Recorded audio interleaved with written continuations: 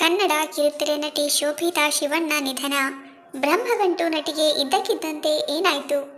ಕನ್ನಡ ಕಿರುತೆರೆಯ ಖ್ಯಾತ ನಟಿ ಶೋಭಿತಾ ಶಿವಣ್ಣ ವಿಧಿವಶರಾಗಿದ್ದಾರೆ ಎನ್ನುವ ಮಾಹಿತಿ ಲಭ್ಯವಾಗಿದೆ. ಬ್ರಹ್ಮಗಂಟು ಸೇರಿದಂತೆ ಕನ್ನಡ ಹಲವು ಧಾರಾವಾಹಿಗಳಲ್ಲಿ ನಟಿಸಿದ್ದ ಶೋಭಿತಾ ಇಂದು ಅಂದರೆ ಡಿಸೆಂಬರ್ 1 ಭಾನುವಾರ ಸಾವಿಗೆ ಶರಣಾಗಿದ್ದಾರೆ ಎಂಬ ಮಾಹಿತಿ ಲಭ್ಯವಾಗಿದೆ.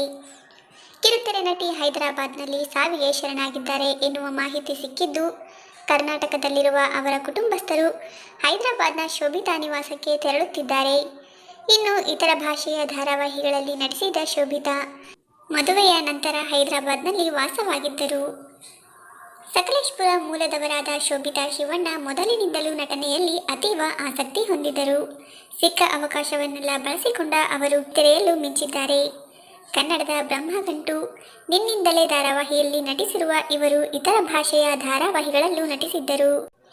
ಇನ್ನು ಕನ್ನಡ ಚಿತ್ರರಂಗಕ್ಕೂ ಕಾಲಿಟ್ಟಿದ್ದ ಶೋಭಿತಾ ಶಿವಣ್ಣ ವಂದನಾ, ಅಟೆಂಪ್ಟ್ ಟು ಮರ್ಡರ್ ಹಾಗೂ ಜಾಕ್ಪಾಟ್ ಸಿನಿಮಾಗಳಲ್ಲಿ ನಟಿಸಿದ್ದರು. ಮಾತ್ರವಲ್ಲದೆ ಲಕ್ಷ್ಮೀ ಬಾರಮ್ಮ ಧಾರಾವಾಹಿಯ ಖ್ಯಾತಿಯ ನಟ ಚಂದುಗೌಡ ಜೊತೆ ಶತಭಿಷೆ ಚಿತ್ರದಲ್ಲೂ ನಟಿಸಿದ್ದರು.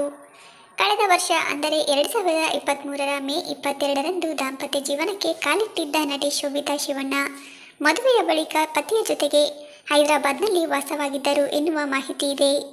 ಇಂದು ಏಕಾಏಕಿ ಅವರ ಸಾವಿನ ಸುದ್ದಿ ಹೊರಬಿದ್ದಿದ್ದು ಕುಟುಂಬಸ್ಥರು ಹಾಗೂ ಸ್ನೇಹಿತರು ಆಘಾತಕ್ಕೊಳಗಾಗಿದ್ದಾರೆ.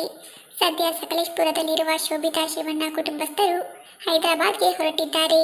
ನಟಿ ಶೋಭಿತಾ ಶಿವಣ್ಣ ಸಾವಿಗೆ ನಿಖರವಾದ ಕಾರಣ ಈವರೆಗೂ ತಿಳಿದು ಬಂದಿಲ್ಲ. ಶೋಭಿತಾ ಶಿವಣ್ಣ ನಿಧನದ ಸುದ್ದಿಯಿಂದ ಅಭಿಮಾನಿಗಳಂತೂ ಶಾಕ್ ಆಗಿದ್ದಾರೆ.